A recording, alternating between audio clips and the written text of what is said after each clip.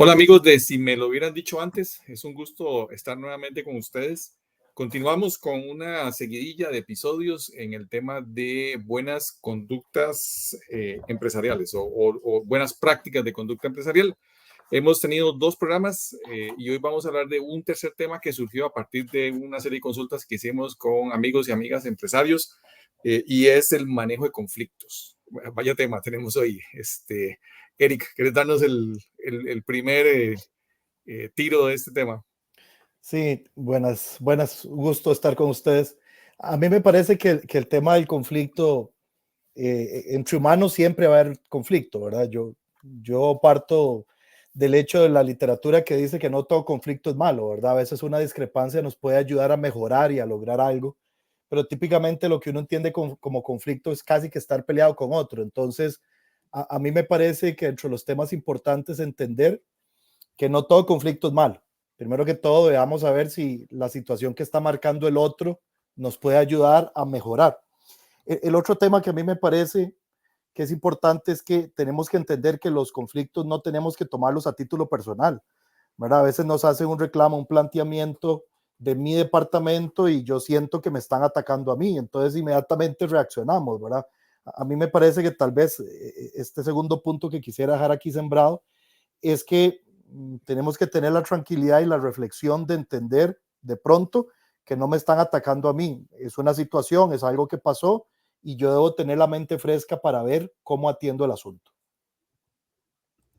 Así es. A mí me gustaría aportar en este tema, que además es un tema que me apasiona y que no lo desligo del tema de manejo de conflictos, el tema del liderazgo, pero no metiéndome al liderazgo porque lo hemos hablado en otros programas, sino metiéndome al uso del poder en el manejo de conflictos, ¿verdad? Entonces, si somos empleados que estamos llegando a una organización, yo diría que hay que revisar qué tipo de liderazgo tenemos nosotros y queremos aportar a la organización, ¿verdad? Cuando somos empleados. Y si estamos en una jefatura, aún con más importancia revisar nuestro liderazgo y revisar nuestro manejo del poder, ¿verdad? Porque si ya hay un conflicto, como dijo Eric, no hay que verlo de forma tan negativa, ¿verdad? De los conflictos pueden surgir muchas cosas buenas, ¿verdad? La idea es que dentro de este conflicto haya una gestión, ¿verdad? Adecuada de las emociones, etcétera, y la revisión del uso del poder que hago yo en este tema me parece fundamental.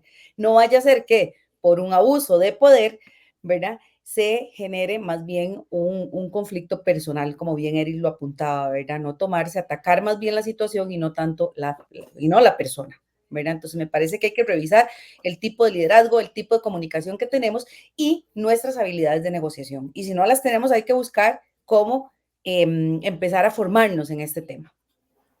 Yo quiero recalcar un poco en lo que decía Eric, de que no todo conflicto es malo. Usualmente asociamos la palabra conflicto con estar peleado con alguien o peleada con alguien. Y si se da ese caso, es decir, yo creo que hay que verlo en dos direcciones. A nosotros no nos gusta que nos hagan ciertas cosas, entonces nosotros no deberíamos hacerlas tampoco. Entonces, pero pienso que si uno tiene que plantear un conflicto, hay que tener mucho cuidado con el lenguaje. Acabamos de decir que no tomarlo personal, pero tampoco hacerlo personal. Es decir, si yo estoy en un conflicto con otra persona, no debería decirle, es que vos sos tal cosa, sino que, como decía Carla, es un poco la conducta. Es decir, es que esto que se hizo o la forma en que se hizo o este resultado no me parece por esto y esto. Entonces creo que ahí hay que trabajarlo en dos vías, porque normalmente decimos que no nos gusta el conflicto, evitamos el conflicto, pero también tenemos que tener cuidado cuando hay que plantearlo, porque a veces hay que plantearlo, cómo se plantea. Y creo que ahí un principio básico es tener mucho cuidado con la comunicación, en el sentido de no hacerlo personal.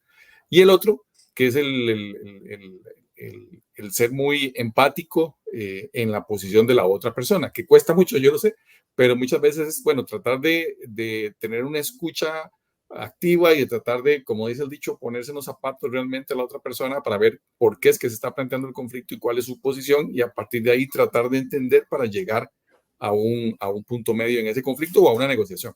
Entonces yo quería resaltar eso de lo que señalaba Eric y unirlo un poquito con lo que hablaba Carla. Yo ahí agregaría un par de elementos. El primero es, y Juanca lo planteaba muy bien, necesitamos entender al otro. De pronto el otro tiene razón con algo que yo no estoy viendo. O sea, muchas veces tenemos puntos ciegos o cosas de las que uno no se entera y la otra persona de pronto está haciendo un reclamo válido.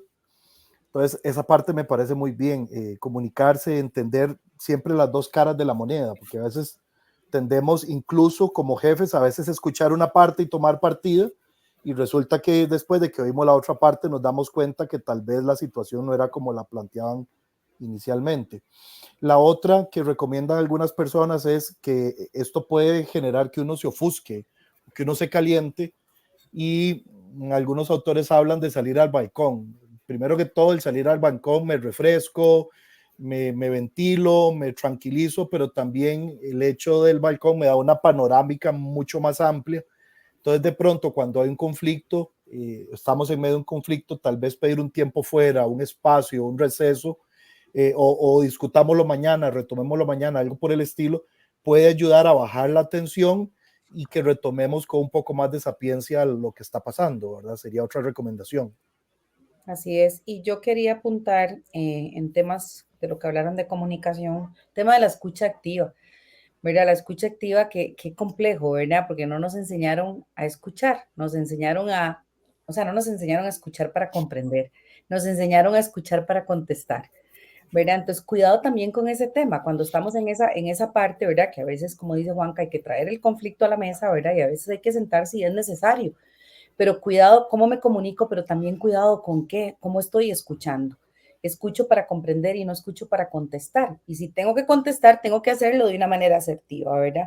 Que otra vez me lleva al uso del poder, ¿verdad? Y no lo quiero pensar en el poder solamente del jefe, sino el poder también personal que uno tiene, ¿verdad? El poder que tenemos todos, ¿verdad? Que de repente a veces por ego queremos que nuestra opinión sea mejor que la del otro, ¿verdad? Y ganar como esa partida. Entonces también un poco ahí llevarnos a la calma, ¿verdad? En la escucha y pues ser buenos en el sentido no solo de comunicar, sino también de escuchar. Y agregando a eso, porque nos hemos propuesto hacer programas cortos y muy prácticos, con mucho tip, mucho consejo. Otro consejo que incluso lo estaba revisando, nos lo daban algunas de las personas con las que hicimos consulta, nos decía que muchas veces no llegar a un acuerdo puede ser parte del conflicto. Y entonces, de eso probablemente hablaremos cuando hablemos de negociación, pero también tener claro que en el conflicto no es que yo gano y el otro pierde, sino que tenemos que buscar cómo el conflicto lo planteamos en que los dos ganamos, las dos partes ganamos. Y algunas veces ponernos de acuerdo en que no estamos de acuerdo, pero seguir adelante y respetar ese punto se puede manejar. Quizá algunos conflictos se requiera que haya una solución definitiva, pero en otros, en el mundo de los negocios, sucede que una vez puede decir, bueno, en este punto no estamos de acuerdo, pero vamos a continuar, porque no podemos también dejar que un conflicto paralice el resto de cosas. Entonces creo que ahí también es parte de lo que nosotros podemos aprender a manejar cuando tenemos que enfrentarnos a este tipo de conflictos. Sí, Jeffrey, mi socio siempre dice que hay que procurar que lo que gane sea la relación, ¿verdad?